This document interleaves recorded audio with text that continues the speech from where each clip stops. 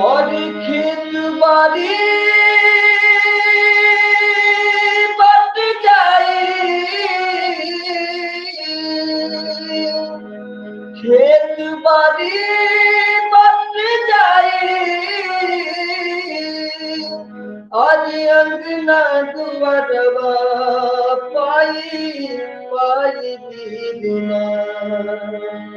और खेत बाड़ी बट जाई, और अंगना दुआरवा पाई पाई दीना। कैसे भाई कन्हैया बाटल जाई दीना।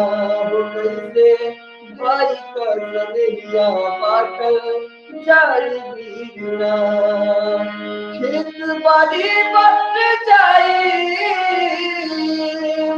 खेत बाड़ी बट जाई, अंगना दुआरवा पाई पाई दीना।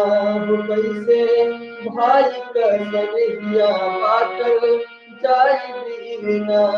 कैसे भाई कन्हैया बाटल जाई दीना। एक रहल बाप एक रहल महरानी, तीन को फुलैले एक फूलवारी। तीन को फुलैले एक फूलवारी। अदिया वही गवाह बाटी पढ़े वाला झूरा। और चंदमा मयूरी दूधा भात की कटोरा। और चंदमा मयूरी दूधा भात की कटोरा।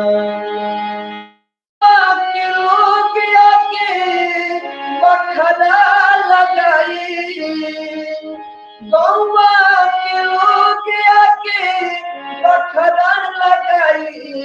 फौजियाई वीरना कैसे भाई कन्हैया बाटल जाई दीना।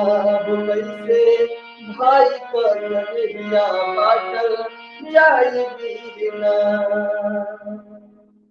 गजब, शानदार, लाजवाब, सैल्यूट सैल्यूट, बहुत सुंदर। मनु जी ऐसे ही छाए रहिए।